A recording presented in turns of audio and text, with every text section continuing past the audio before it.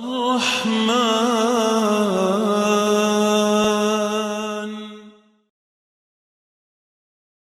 Bismillahirrahmanirrahim. Assalamualaikum warahmatullahi wabarakatuh.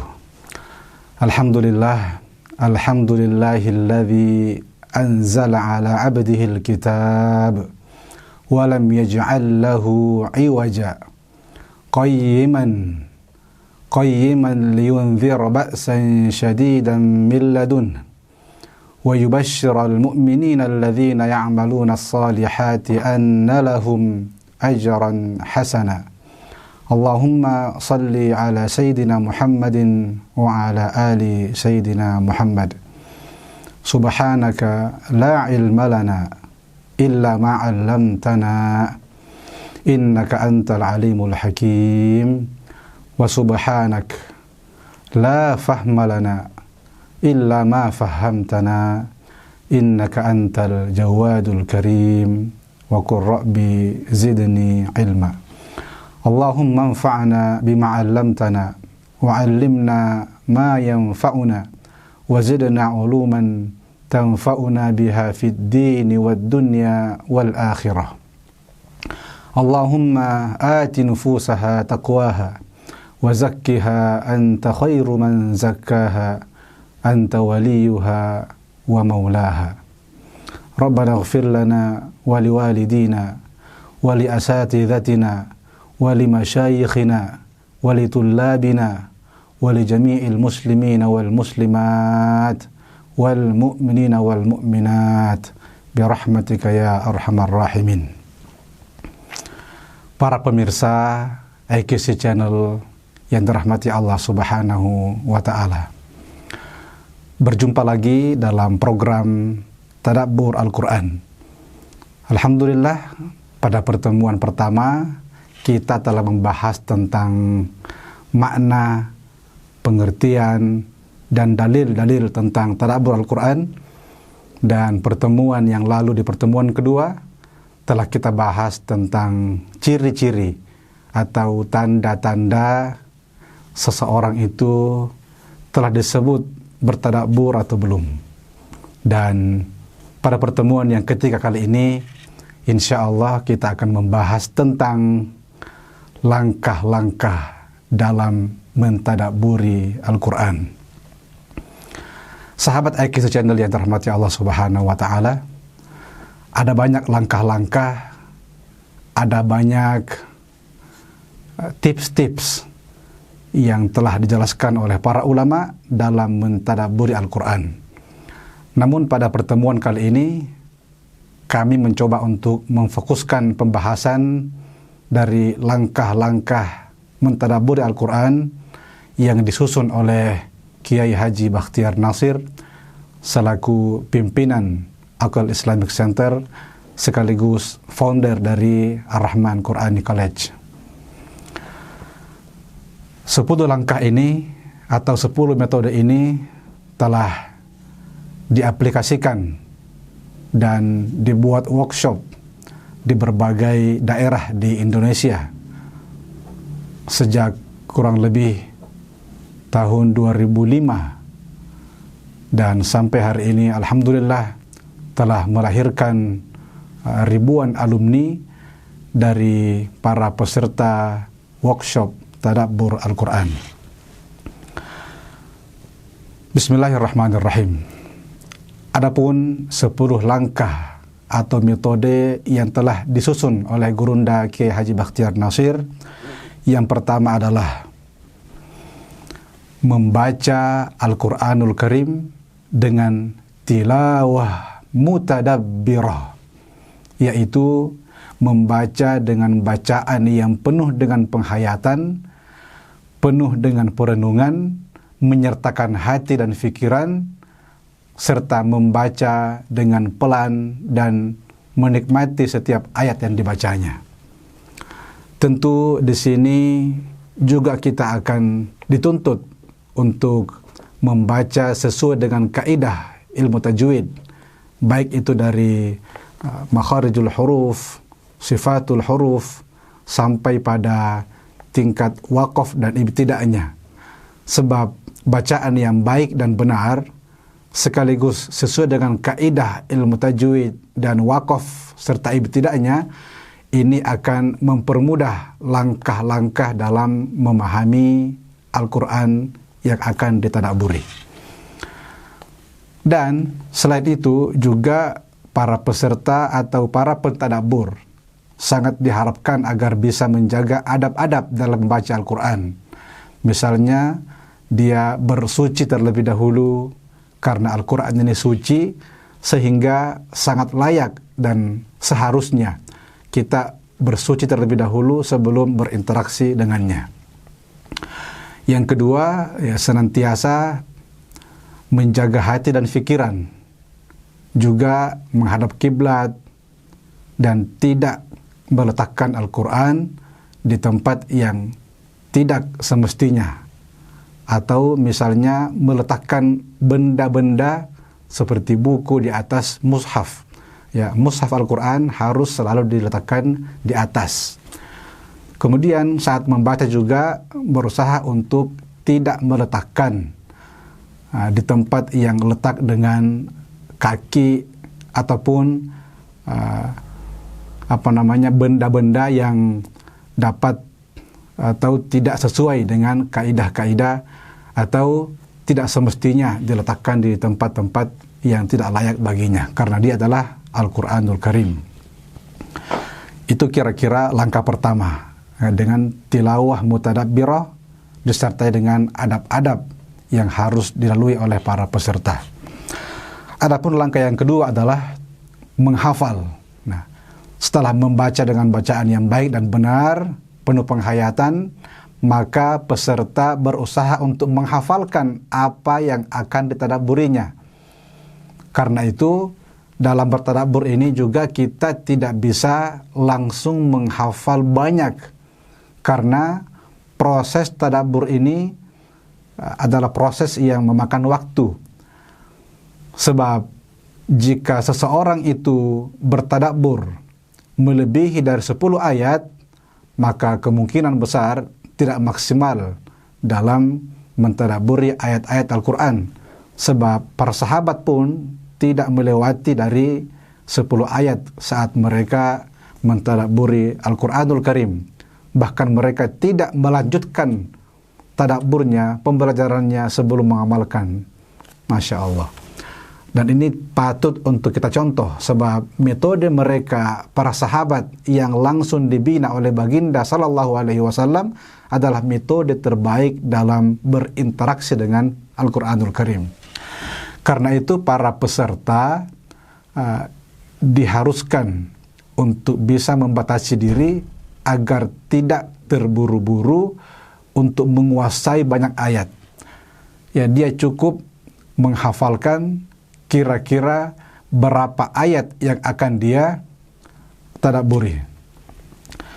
Kemudian saat dia menghafalkan tersebut, dia juga berusaha untuk tidak berterburu-buru sehingga dapat merusak kaidah-kaidah ataupun langkah-langkah yang telah ditetapkannya. Adapun metode atau langkah yang ketiga adalah menuliskan.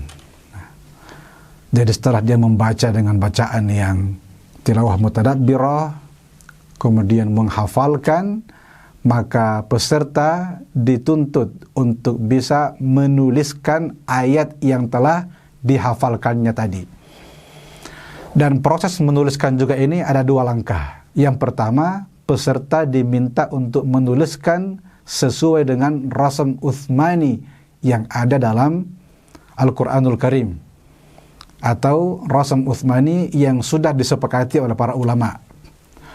Dan yang kedua, peserta menulis dalam bentuk tulisan imla'i atau sesuai dengan penulisan kaidah berbahasa Arab. Namun tentu ini sepertinya masuk dalam kategori intermediate atau yang sudah memahami kaidah-kaidah penulisan bahasa Arab. Jadi untuk yang ketiga ini, langkah yang ketiga bagi para peserta pemula, dan merasa belum menguasai tentang penulisan berbahasa Arab, maka dia cukup menuliskan apa yang dibaca dari Al-Quranul Karim dengan metode Rasm Utsmani.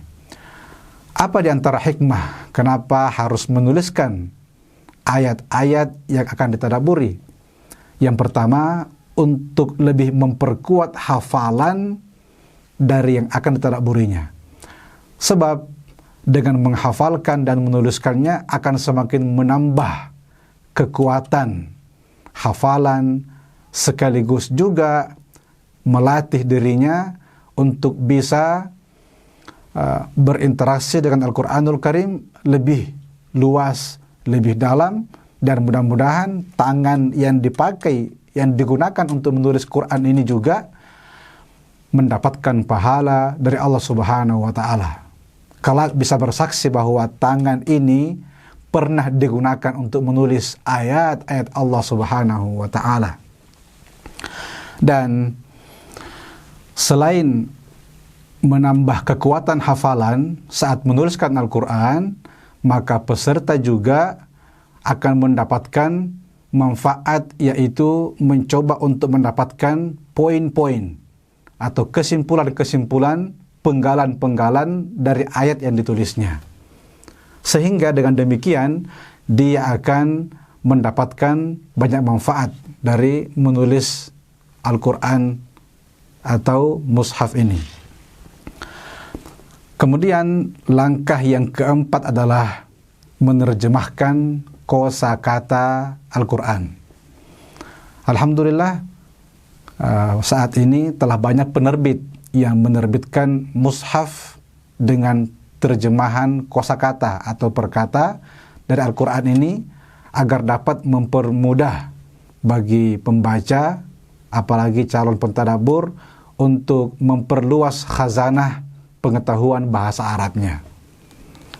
Jadi peserta agar kiranya dapat menguasai setiap kata yang akan ditadaburinya, sehingga semakin menambah kemantapan dalam hatinya dalam memahami ayat-ayat Al-Quranul Karim dan pesan cinta dari Allah Subhanahu wa Ta'ala. Adapun langkah yang kelima adalah terjemahan ayat secara keseluruhan. Nah, jadi setelah tadi membaca dengan tilawah mutadabbirah, kemudian menghafalkannya, menuliskannya, dan memahami kosakata setiap ayat, maka peserta dituntut untuk menerjemahkan secara keseluruhan. Nah, para peserta dapat menggunakan Quran terjemahan standar Departemen Agama Republik Indonesia untuk langkah yang kelima ini. Adapun langkah yang ketujuh adalah adapun langkah yang keenam adalah makna kebahasaan, yaitu peserta berusaha untuk mencari buku atau referensi yang membahas tentang makna kebahasaan Al-Quran. Sebab ada beberapa kosakata dalam Al-Quran itu yang sifatnya tidak bisa diterjemahkan sebagaimana kata-kata yang lainnya. Dia dibutuhkan kamus khusus. Misalnya bisa menggunakan buku Kalimatul Quran yang bentuknya buku saku. Nah, di buku ini dijelaskan tentang beberapa makna-makna kosakata yang luas dan mendalam dari setiap kata dalam Al-Quran. Atau bisa juga menggunakan buku tafsir mufradat milik atau karya Syekh Ar-Raghib Al-Isfahani. Dalam buku ini juga menjelaskan secara detail tentang makna kebahasaan dari Al-Quranul Karim. Jadi tanpa disadari, para peserta juga mendapatkan mufradatul Quran atau kosakata-kosakata yang unik dalam Al-Quranul Karim. Kemudian yang ketujuh adalah tafsir ringkas. Setelah melalui 6 tahap maka para peserta diminta untuk bisa masuk ke ranah tafsir. Minimal dia membaca tafsir ringkas seperti tafsir Jalalain, Aisarut Tafasir, atau yang agak kontemporer seperti tafsir As-Sa'di yang ditulis oleh Syekh Abdurrahman As-Sa'di rahimahullahu ta'ala.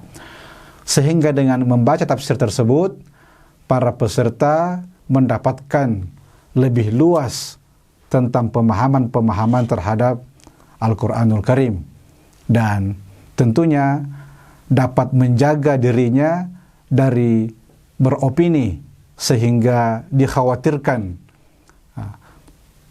mentadaburi Al-Quran di luar koridor yang naudzubillah kalau sampai menjerumuskan kita kepada liberal ataupun inhiraful Quran, menghadirkan persepsi-persepsi pribadi terhadap Al-Quranul Karim karena tidak menggunakan referensi yang telah dijelaskan oleh para ulama.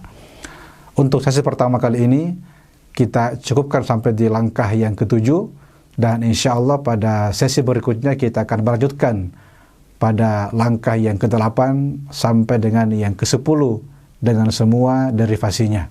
Sebab langkah-langkah yang telah disusun ini ada cukup panjang, tapi mudah-mudahan tidak membuat para peserta ataupun calon pentadabbur Quran patah semangat, tapi justru lebih semangat dan merasa ada banyak khazanah-khazanah keilmuan yang dapat diperoleh dan referensi-referensi sehingga lebih mempermudah untuk berinteraksi dengan Al-Quranul Karim.